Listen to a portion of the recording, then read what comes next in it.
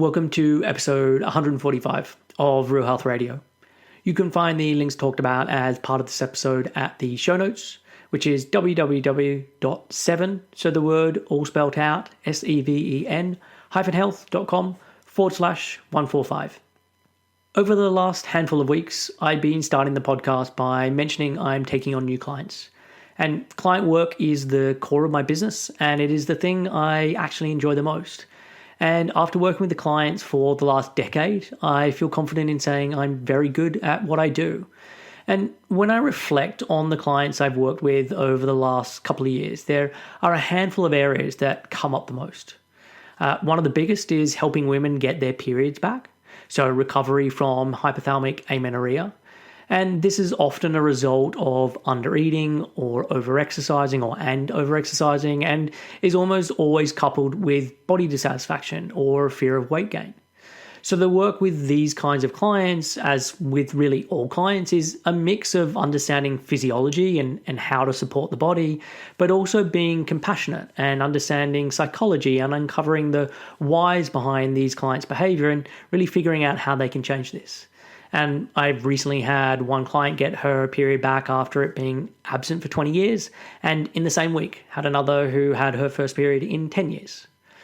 I also work to help clients who are disordered eaters or have previously been diagnosed with an eating disorder. And with these clients, there are symptoms that are commonly occurring. So there'll be water retention, poor digestion, always cold, peeing all the time, often waking multiple times in the night to pee, no periods or bad PMS symptoms, low energy, poor sleep, low thyroid. There's also common mental or emotional symptoms. So a compulsion to exercise, fear of certain foods or fear of certain numbers of calories. There can be anxiety, low mood or depression, poor body image or fear of weight gain. And with these clients, it's using that same mix of understanding science and compassion to help them recover. And I know that full recovery is possible. And I've had many clients who've had multiple stays at inpatient facilities where nothing worked, be able to get to a place where they are now fully recovered. The final area is helping clients transition out of dieting and learning how to listen to their body. They've had years or decades even of dieting and nothing works. They know it's a failed endeavor, but they then struggle to figure out how to eat without dieting. How do they listen to their body? What should they eat? There's just so much confusion. And with this work, it's often a combination of intuitive eating, a non-diet approach, my nutrition understanding, and being able to guide clients towards interoceptive awareness, amongst other things, that helps them put an end to their dieting habits and truly be able to nourish and look after their body. So it's these kind of clients that make up the bulk of my practice. And I'm very good at helping them to get to the place with food or with their body and even with their life that they think is impossible. So if any of these scenarios sound like you and you'd like some help, then please get in contact. Head over to www.7-health.com/help, so HELP, and there you can read about how I work with clients and apply for a free initial chat. Welcome to Real Health Radio. Health advice that's more than just about how you look. And here's your host, Chris Sandel.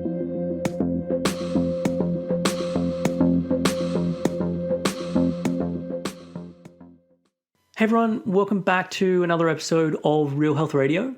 So this week is a solo show, and it's actually kind of like an update episode. So back in 2015, I released episode 15 of the podcast called A Day in My Life, and it detailed what my days look like. So both my work days and my weekends, about my eating habits, about my exercise and movement habits, my sleep routine, that kind of thing. Well, we're nearly 3.5 years on from that show, and many things in my life has now changed. I mean, the biggest being that I'm now a dad and I have a 17-month-old child. So I thought it would be a good time to do an update and talk about what I do at the moment. And maybe in a handful of years, it'll feel like things have shifted again, and I'll do another update around sort of a day in my life. I should say up front that I'm going to talk about food that I eat and the exercises I do. So if this is something you find triggering, then I suggest skipping this episode. There's definitely nothing extreme or hardcore about what I do. But if simply just hearing me talk about the foods I eat or the exercise I do is going to be a problem, then this episode is easy just to miss over. So a bit of context with me and my life. I'm currently 37 years old. I have a fiance, Ali. We've been together 8 and a bit years. As I mentioned, I have a son who's 17 months old. He's called Ramsey. After moving to the UK at age 21, I spent a decade living in London before moving out to the countryside about 5 years ago. So I currently live in a small village called Lingfield, located in Surrey. It's about an hour south of London. It's fairly rural with like lovely mix of farmland and forests and hills and valleys, and is very picturesque. While we have the benefit of being in the countryside, it's not completely isolated. I can walk to the village, which has shops and restaurants, in about 20 minutes, or it's a couple of minutes in the car. As part of our property, it backs onto a bridleway and walking trails. So there's many hours of walking that I can do from where I live. And if I go in the other direction, out the front of the house, there's a huge farm across the road that I can also walk around. I work from home. Currently, this is out of the second bedroom that we have in the cottage, but as I speak, they are building an office and garden, and this has been our intention since we moved in here nearly 18 months ago, and it's finally happening. So that should be done in the next month or so. So at the moment, I don't have a commute time at all, and once the office is done, it will be a 2-minute walk to the end of the garden. And so I'm aware that many of these factors, like being in the countryside or working from home, allow my life to be different to other people, and that what's doable for me won't necessarily be doable for you. But let me then run through a typical day. And there's actually going to be a couple of different versions of this, because different days of the week change what time certain activities happen. So waking up in the morning, this happens somewhere between 6 a.m. and 7:30 a.m. Often this is dictated by Ramsey and whenever he wakes, which isn't normally too bad. It's often around 6:15, 6:30, somewhere in that kind of ballpark. On a Monday, Wednesday, and Thursday, Ali has to go into London to work. So on those days, she and we get up at 6:15. But the rest of the day, so the Tuesday, Friday, Saturday, and Sunday, we don't set an alarm and we just see what happens. So if Ramsey is super tired and sleeps in till 7:30 a.m. or 8 a.m., then that's when we will all get up. But otherwise, I will just get up whenever he does. Occasionally, I'll get up really early to do work before Ramsey wakes. So I'm very much a morning person, and it's when I'm able to focus the best of any time during the day, especially for things like writing, with talking with clients, that kind of thing. It doesn't really matter when I do it, but I know for writing purposes, morning is better. So if I'm trying to put in some extra time, I would prefer to go to bed at a normal time and then get up early rather than staying up late and working. It just seems to work better for me. So if this is the case, I will get up at 4 a.m. and then I'll just start working then. And this probably happens a couple of times a month. But I mean, if I'm being honest with myself, it's not that helpful, because while it might allow me to get something finished, I'll then pay for it by the end of the week as I'm just a little less effective. And so if I really try and push it and get up at 4 a.m. on a more regular basis, which I have tried, I end up just doing a lot more hours, but not really getting much more done. So really, this is reserved for times when I have to finish off an article or finish off a podcast, or I'm trying to get back on top of emails after being away. But back to what usually happens. I'll wake up when Ramsey does, and we come downstairs, and I'll then make breakfast for all of us. Radio 6 is on while this happens, or I'll pick something from Spotify. Ramsey will often just play while I make breakfast. He's got a mini kitchen in our kitchen, so he'll play with that, or he'll be climbing all over the dog, or he'll be bringing me things, pulling things out of the cupboard. Typically, he's pretty good at amusing himself when he can see that I'm around. But sometimes he wakes up and he's hungry as soon as he gets up. So I start making breakfast and he's then climbing into his high chair and asking for his bib and for food. We are lucky that he really does like his food. So I'll often then just get him set up and give him some food while I'm then preparing the rest of breakfast. If I empty out like half a pomegranate or put a pile of sultanas in front of him, that will normally buy me quite a bit of time and keeps him happy. Same thing if I put like a mango seed in front of him to be able to suck on. So for breakfast, we will typically have like eggs of some manner. So scrambled or fried eggs, or I'll make a frittata. We'll have this with a big bowl of fruit, with yogurt, some toast as well. I've actually recently started making my own bread, which is happening most weeks. And I've started doing that because it's something that I can then involve Ramsey in doing, and he loves being able to do that. And it's normally on the weekend when I've got more time that we'll do that. Most recently, we've been making sort of raisin bread. So for breakfast, we'll have some of that toasted. There'll also be a cup of tea or coffee. I might do some fried halloumi as well. So all of that would be a pretty standard breakfast for us. Other alternatives would be pancakes or French toast, or porridge, which is oatmeal for American listeners. And we probably have that 1, maybe 2 times a week, like those different options, 1 or 2 times a week. And then the other 5 days, it's the standard things that I mentioned. And we'll all eat together. And this is something we really prioritize. So even when Ali is heading into work in London, we will still have a minimum of 20 minutes where we're all sitting down together and she's able to eat with us. The meal often goes on a lot longer than that, but she then is leaving. So after breakfast, I'll go out for a walk with Ramsey and with Rox. So Rox is our dog, who's a chocolate Labrador. She's 8 years old.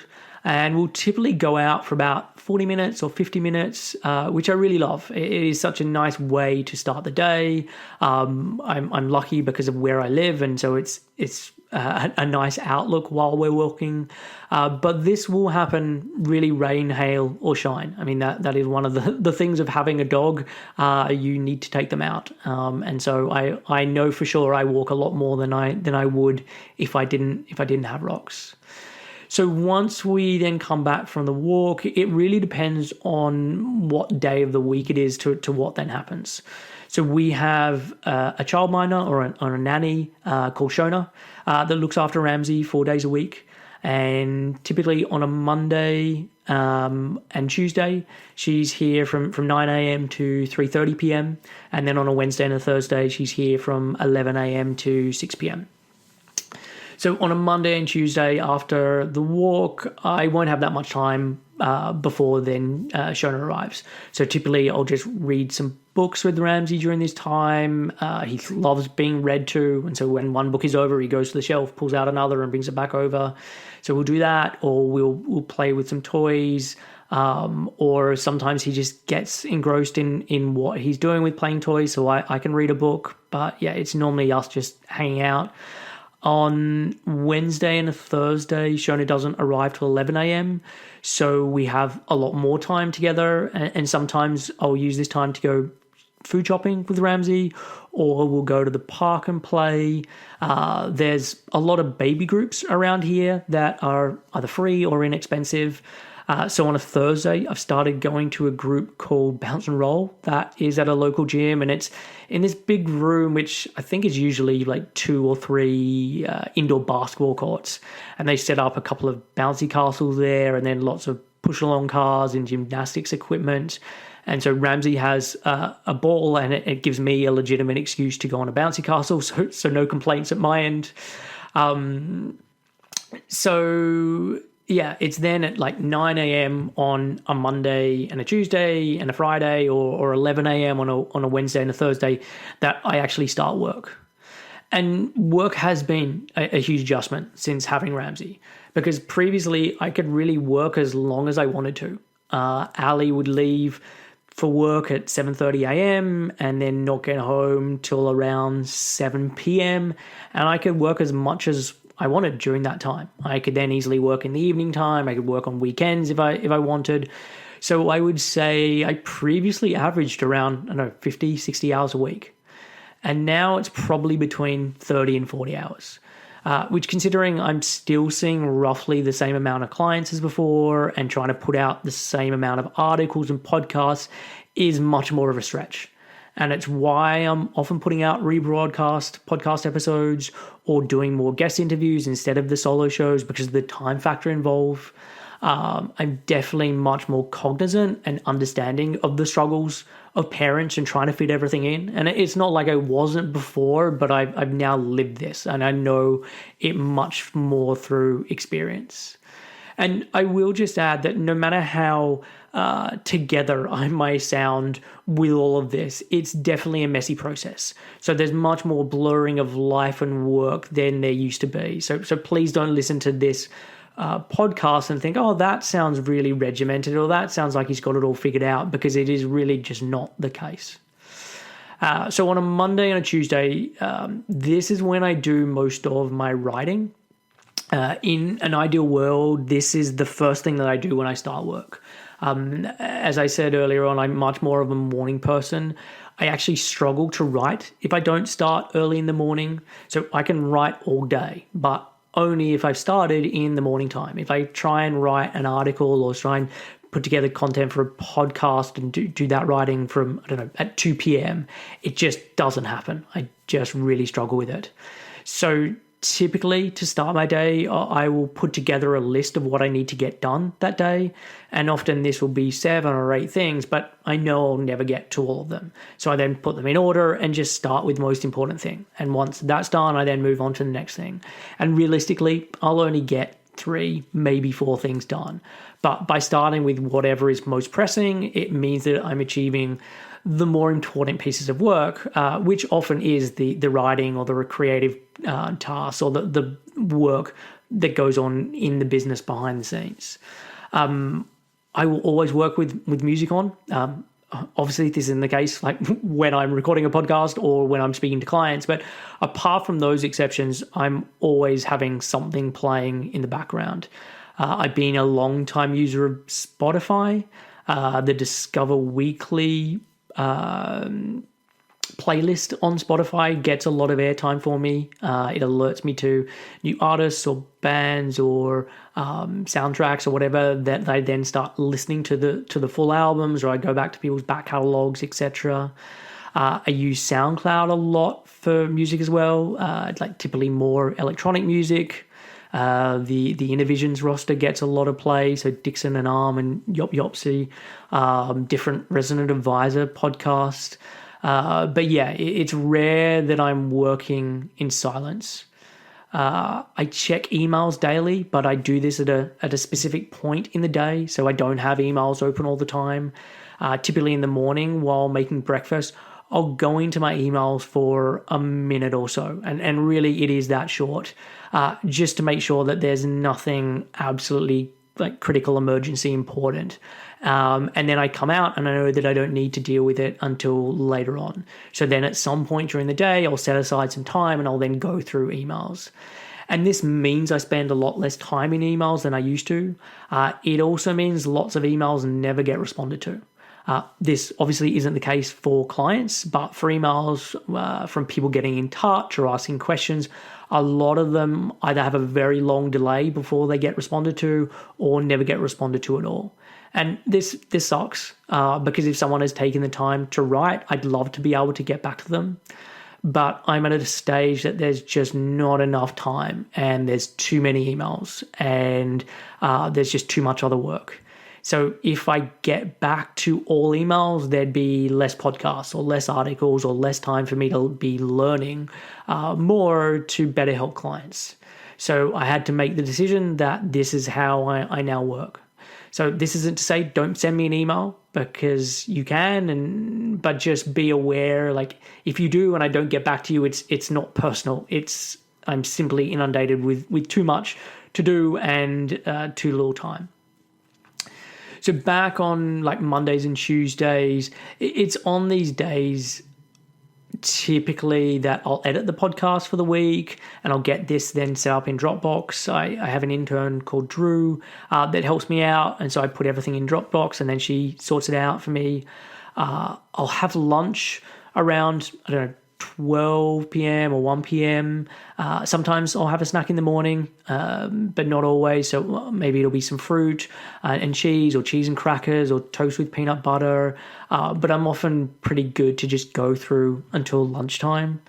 And normally I'll then have lunch with Ramsey and Shona, and if Ali's home, with her too. And this could be like whatever is left over from the night before, or I've done some batch cooking on the weekend, we can have some of that. If I'm making something from scratch, it will usually be an option that takes minimal effort. So I will put some potatoes in the oven and we'll have like jacket potatoes with tuna or cheese or beans with some like vegetables and salad on the side, or I'll make some rice with some baked fish or some tin fish, or some tinned oysters or something like that, with some fruit or some vegetables. Nothing too exciting, but functional, and it gives me what I need. Lunch is 20 minutes or half an hour where we will all eat together.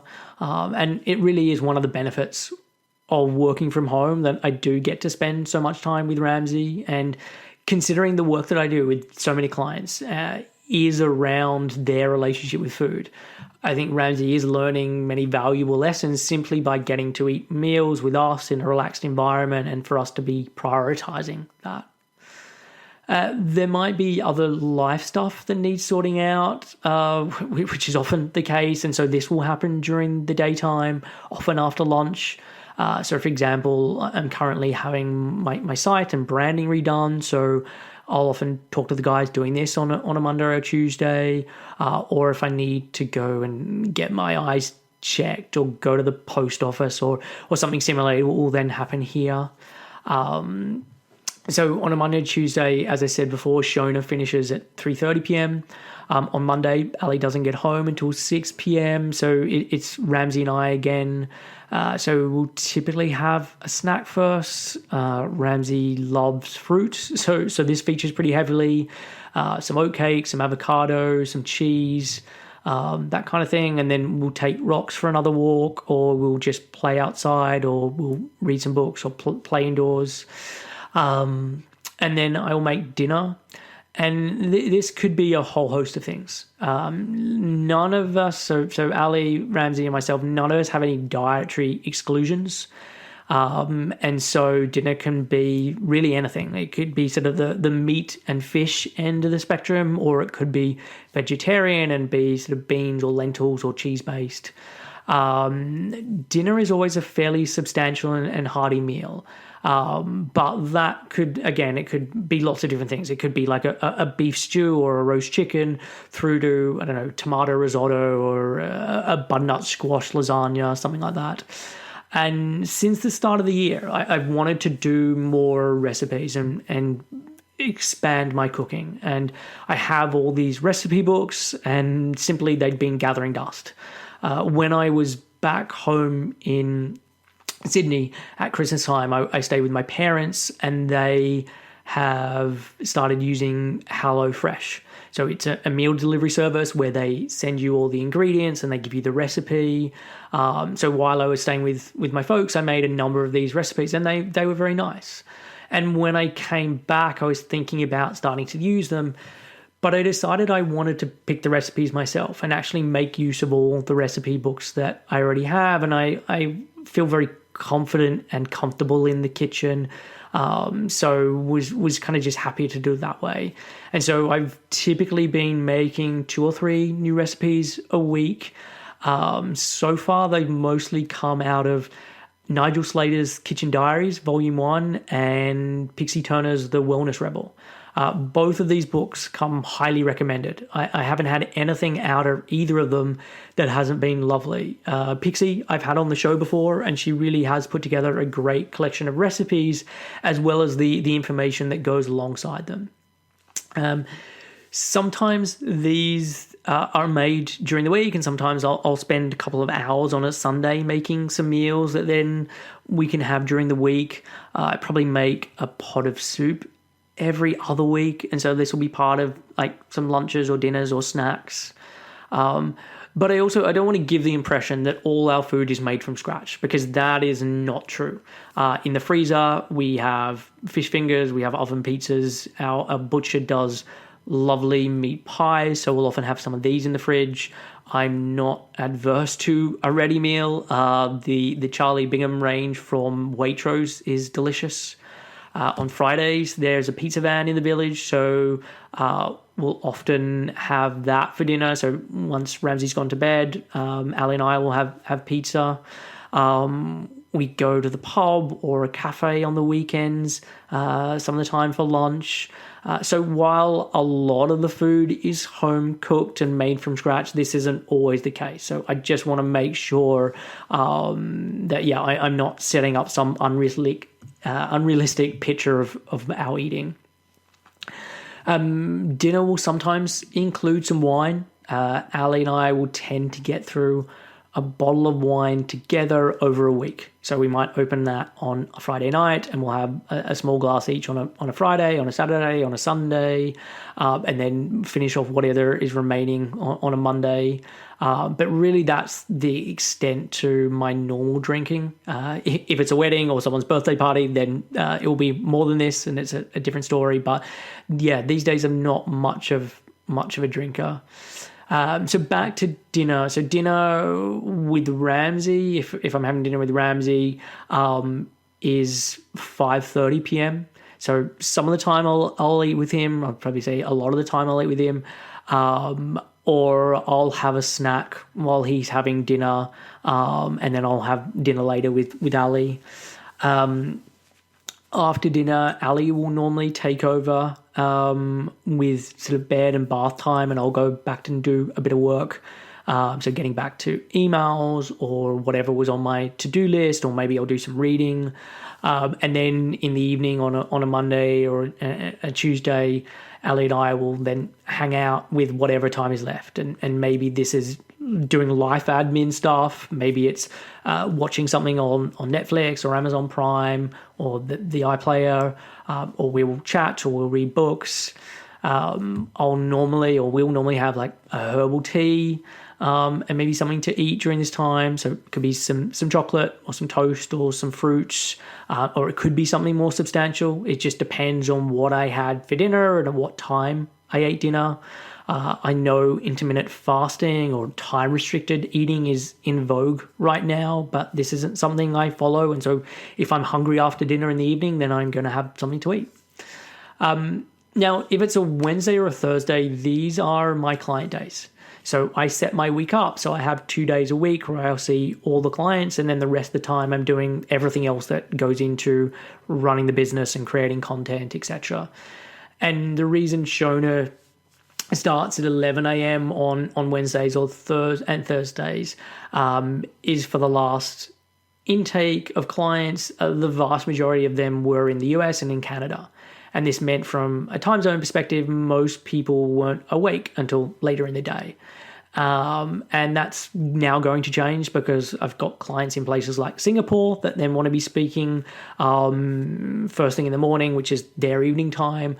But yeah, since Ali had gone back to work in the September time and Shona started helping out 4 days a week, she'd been starting at 11 a.m. on a Wednesday and a Thursday. And so I will see clients then from 11 a.m. or 12 p.m. right through until about 9:30 at night. The latest I'll start a consult is 8 p.m. and so I'll be done by around like 9:30. But it really depends on the schedule of how many of those hours between 11 a.m. and 9:30 p.m. will be filled with client calls. So typically I'll be working with 12 or 13 full-time clients that I'm seeing every 2 weeks. And then I'll have a handful of clients that I'm seeing on an ad hoc basis. So it works out at roughly 6 to 8 consults a week, with each call lasting between sort of 60 or 90 minutes, sometimes longer.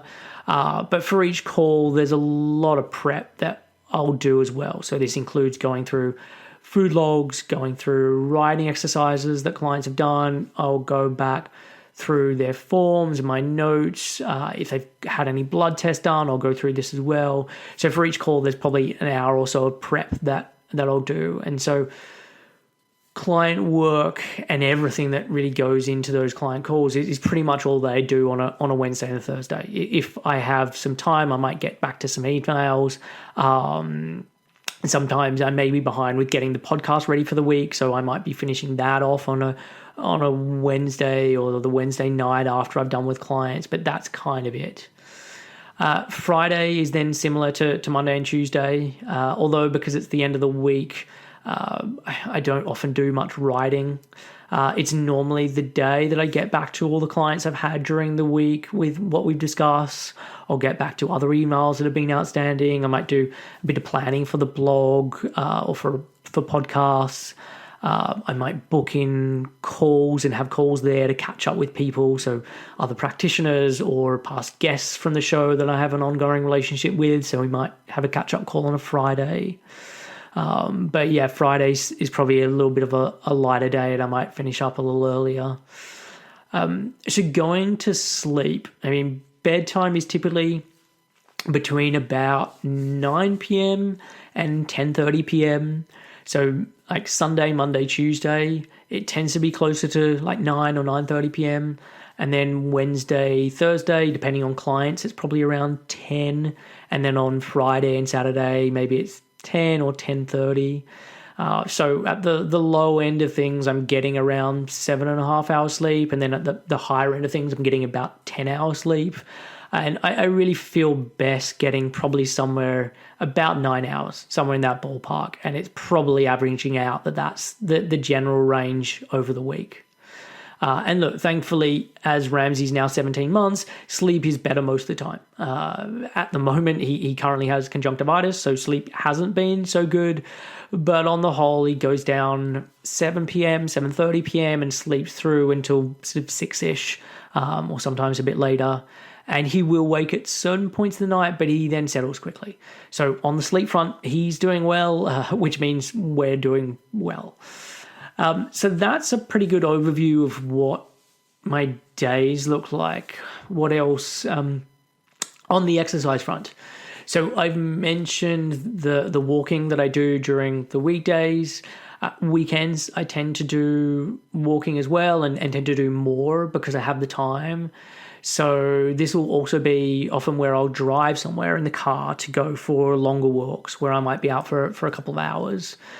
And there are lots of National Trust properties around us. So for those who don't live in the UK, the National Trust is a charity that looks after lots of historic buildings and environmental areas and basically things that have been given or donated to them.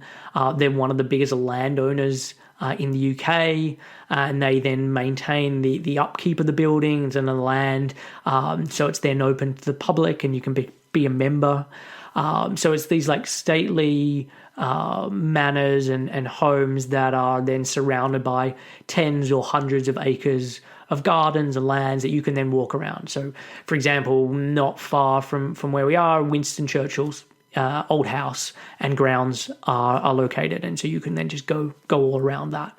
So on weekends, I'll often go to a National Trust place and go for a walk, or I'll just go to some other nice area and go for a walk.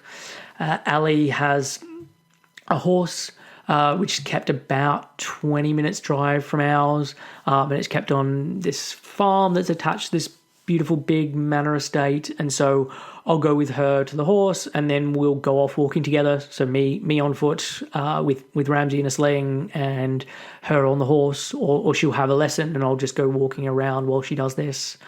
Outside of the walking, another exercise I'm currently doing is running. I've actually signed up for the Paris Marathon in April to do that with a friend.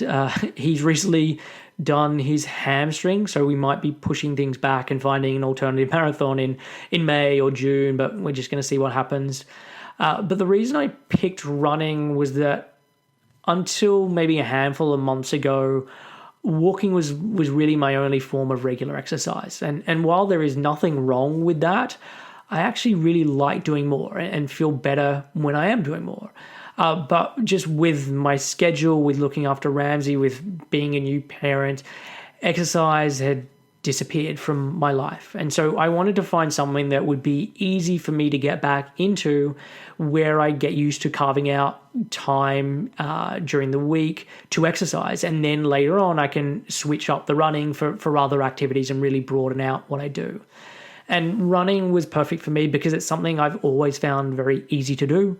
It comes very naturally to me. I can also just run out of the house, and I've started. I don't have to drive to a gym. So from a time standpoint, I can go for 20 minutes and then I'm done. And obviously I'll do longer runs than this, but during the week I can be very quick with getting some exercise in.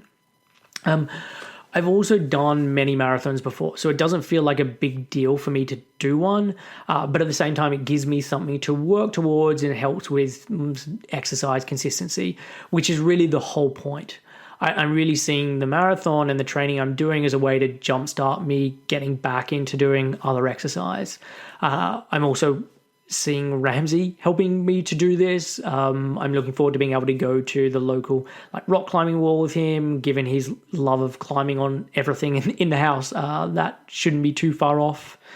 And as part of the run training, I'm working with Chevy Ruff, who's my run coach. So Chev was previously on the podcast. He was episode 123. If you haven't listened to that one, then check it out. He's got an incredible story. I'm a big believer in getting outside help from someone who is an expert. So despite being a very competent runner, I knew getting Chevy involved would make a huge difference, and it really has. And this is true across the board. Whenever I've got help and bring on someone who has a specific skill set, it's always better than me trying to do it on my own. So I've had a business coach for the last year, and the differences has been enormous. I'm getting help with my branding and website, something I would have previously done myself and done on my own, but there's just this stark difference between what they're coming up with versus what I've done on my own. So I really am an advocate of working with people to help with the heavy lifting, with giving direction, with accountability, and just bringing that skill set in. So as part of the training, a lot of the focus with Chevy is on improving my breathing capacity. And so on work day, something I didn't mention, this is often how I'll start. And I've tried to expand it out and make this a time when I'm doing many self-care practices that I recommend for clients. So when I officially stop looking after Ramsey and commence my work day, I'll spend the first 20 minutes or 30 minutes doing some breathing exercises and some meditation and some journaling or just a couple of these things or one of these things. It doesn't happen every day, but it's becoming more of a regular habit and happens most days. The other exercise I do is golf. Over the last couple of months, this hasn't happened so much because of being wintertime. I played up until November time. I played when I was out in Sydney over Christmas, but not since I've been back.